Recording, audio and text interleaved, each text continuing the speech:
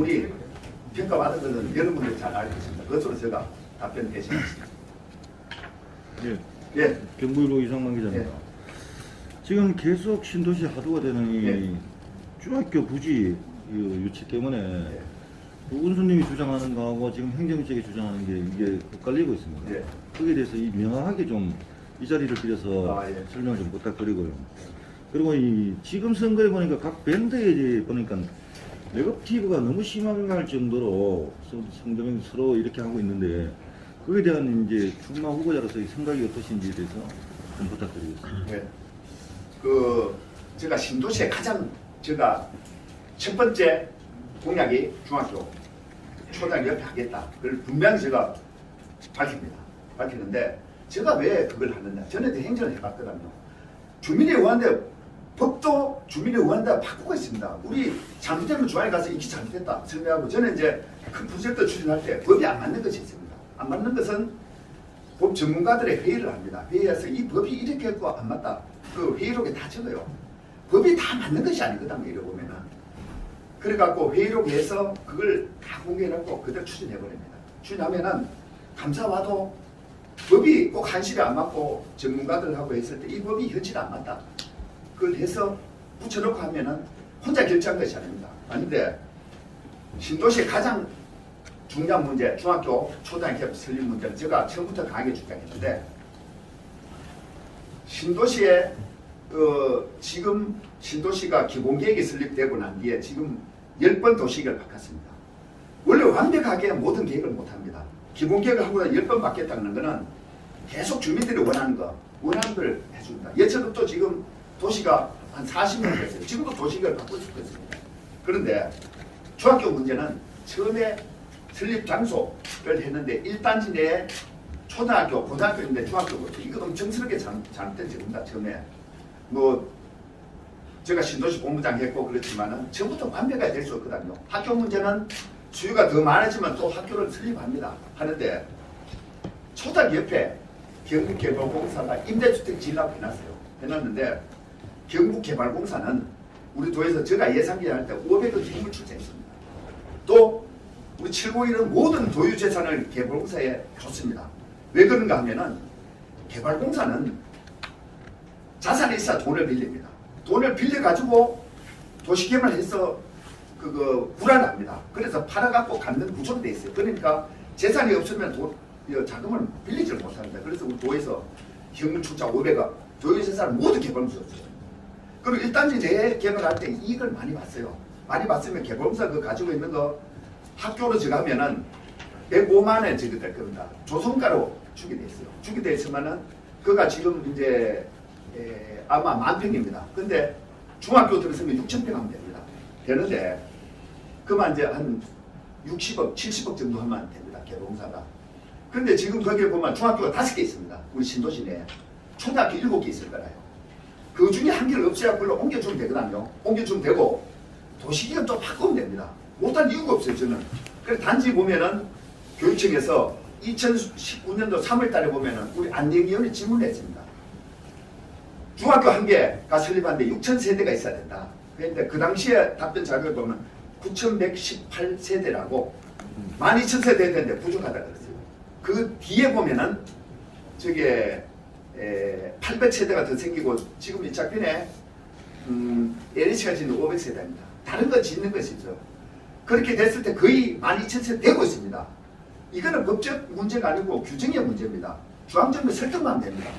그거 가지고 지금 교육청이 안 된다. 그거는 이제 설득하면 되고 1단지 내에 거기는 도시경 바꿔주면 문제가 없어요. 문제 없는데 만약 거기에 중학교가 들어서지 않고 지금 2단계 지역에 중학교가 들어서면은 학생들도 불행하고 학부모도 불행하고 또 교통 문제가 지금 심각합니다.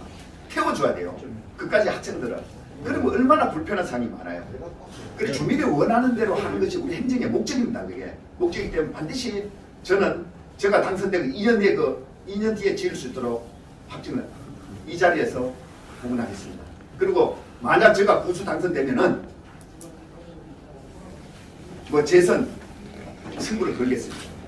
그 초등학교 내 중학교 반드시 들어서야지 2단계 지역 내에는 잘 아실 거 보면은 초등학교, 중학교 있어요. 그거는 도시가 형성되면 자연적으로 초등학교, 중학교 계획돼 있습니다. 그거는 건드릴 필요가 없는 거라요. 그리고 예천군에도 다시 한번 말씀드렸는데 우리 주민들이 원하는 거는 1단지 내에 중학교 설립 해달라 그럽니다. 우리 행정은 거기에 대해서 핀트를 맞죠. 법도 고치는데 못할 게 뭐 있습니까? 저는 반드시 제가 군수 당선되면은 초등학교 옆에 중학교를 반드시 설립하겠습니다. 잠깐 네. 추가 질문 좀 잠깐. 네. 그럼 결과는 이제 답변이 지금 이렇게 도시계획 변경을 통해서 그 다음에 주민은 법이 어떻게든 그 관계 기관의 협의를 통해서 충족 요건을 못 채우고 있잖아요 지금, 그죠? 아니요. 충족 요건 못 채운데 2019년대 반드시 보래요. 그 9,118세대가 예, 9,100세인데 12,000세대, 15,000세대가 돼야 학교 두 개 들어오는 그 충족 요건이 있잖아요. 예. 그 요건을 지금 채우지 못하고 있는 상황이죠. 그리고 관내에 있는 학교를 누가 그쪽으로 이전하는 수 있을 때만 그 학교가 설립될 수 있도록 지금 그 안에 그렇게 규약이 돼 있어요. 근데 부교수님이 지금 주장하는 거는 도시계획 변경하고 법이라도 지금 주민들이 원한다 그러면은 이렇게 해서 강력히 밀어붙인다는 뜻이잖아요. 아니요. 그것도 우리 중학교 지금은 이제 20년, 30년 된 중학교가 우리 게더 많아요. 그것도 할 수 있죠. 이제 보면 우리 구군의 협조를 구해갖고 그 주민들이 얼마나 그건 이제 2만 명 되는 주민들이 얼마나 그래. 만약 그게 중학교 2단 간다 그러면은 그 인근의 아파트가 급속하게 인구가 줄어들어요. 예천에는 굉장히 불을 보듯 뻔합니다. 그리고 그것도 반드시 검토해야죠. 근데 아까 12,000세대 되면은 됩니다. 그런데 그게 우리 신도시는 불행하게도 젊은 세대가 많아요. 12,000세대 획일적으로 12,000세대. 아까 제가 얘기하는 것도 그래요. 법이 다 충족합니다. 근데 지금 거의 12,000세대 되어가고 있어요. 850세대, 500세대 그 뒤에 충족한 것이 또 이제 제가 봤을 때는 저게 뭔 놈 아니고 그 뭐야 오피스텔도 보면은 40제곱미터 이상은 가구수에 들어갑니다. 그걸 하면은 되고 우리 신도시는 젊은 세대이기 때문에 중앙에 가서 이거는 법이 아니고 규정입니다. 규정인데 설득만 하면 됩니다. 그런 이제 모든 걸 개별적으로 많이 쓴 세대 이래 놓으면은 굉장히 그 받아들이고 주민들이 오피스텔하고 그런 식으로 예, 아니, 생각하면은 이 풀리질 않아요. 행정이라는 것은 융통성도 있습니다. 아니, 설득하고 그래 기하죠 당연히. 지금 이제 신도시에는 중학교가 들어오기를 원하는 주민들이 대다수입니다. 근데 그 부군수님이 주장하는 거하고 개발공사 경북도 교육청이 주장하는 거는 이 의견이 엇갈린단 말이에요. 거기에 대해서 부군수님이 확실하게 어떻게 해서 어떻게 관련 법규를 어떻게 해서 이렇게 해소를 해줘야 되는데 지금처럼 이렇게 말씀하시면 이걸 옮겨 적지를 못하잖아요. 아니 옮겨 적는 것이 아니고 12,000세대 그거는 아까 그랬잖아요. 2019년도에 그 분명히 보죠. 안영일 질문한 거 그때는 교육청에서는 9,118세대라고 나와 있어요. 예. 그 뒤에 추가적으로 한 거 이걸 따지면 되고 또 제가 말씀드리는 거는 굳이 우리 신도시만 볼 게 뭐 있느냐. 만약 호명면에 애기가 태어났다 중학생 가야 된다. 신도시 와서 교육을 시켜야 되잖아요. 그 가구를 포함시키는데 이제 그래 탄력적으로 융통성 없게 하면 행정이 못합니다. 그러니까 제가 봤을 때는 우리 호명면에 있잖아요. 그 애들 태어나 중학교 가야 된다. 그럼 예천 누구로 옵니까? 그럼 그거 보내야 됩니다. 보내야 되기 때문에 탄력적으로 행정하면 이게 못 볼 수가 없는 참 어렵게 생각하는데 어려운 문제가 아닌 것 같아요. 저는 봤을 때. 그래서 저는 이 분야에 대해서는 제가 자신 있습니다. 예, 알겠습니다. 그 부분은 제 답변 된 거 없고요. 네. 밴드에서 지금 양쪽에 너무 네거티브가 심한데 지금 노군수님 가지고 있는 어떤 정치적으로 이제 우리가 말하는 매니페스토 같이 깨끗하게 좀 이렇게 갈 수 있는 분위기를 만들어 가야 된다고 생각하는데 그에 대해서는 어떻게 생각하시는지 좀 답변 부탁드립니다. 예. 저도 이제 네거티브에 대해서는 별로 안 좋아합니다. 며칠 전에 제가 보는 뭐 예천의 희망 거기에 보니까 네거티브가 너무 많아요. 근데 내가 그 네거티브 누구 했는가 알아보라. 그리고 지우라. 그 얘기했어요. 저는 이제 네거티브보다는 시책. 그래서 지금까지 제가 시책을 31개를 발표했습니다. 여기에 예천 편준수를 통해서 발표했는데 시책을 쓴다.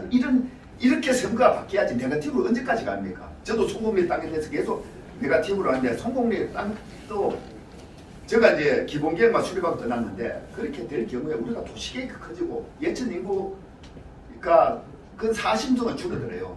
50 동안 줄어듭니다. 그걸 해결하기 위해서 도의가 설명하고 기본계획을 설명하고 떠났는데 이게 어떻게 왜곡되어 가지고 상당히 특혜 의혹으로 해서 제가 좀 피해보고 우리 직원들이 좀 고난을 겪고 있는데 그게 네거티브입니다. 근데 가급적이면 저도 네거티브를 안 하고 시책으로 해보자. 그래고 이거는 선거는 제가 31개 예천의 비전을 발표했습니다. 여러분들 아마 다 봤을 겁니다. 봤는데 앞으로는 네거티브보다 뭐 저도 상대방 후보에서 난다. 네거티브 하지 말고 시책으로 한번 당당하게 해보자. 언제까지 이렇게 네거티브하고 예천군이 근건선 강건선거 이렇게 해야 될 겁니다. 그냥 종점만 찝어보자. 그런 것이 저도 젊고 그런데 이번 선거부터 한번 견단을 일으켜보자. 그게 제 희망입니다. 질문 되겠습니까? 예, 답변 됐습니다. 예. 혹시 뭐 추가로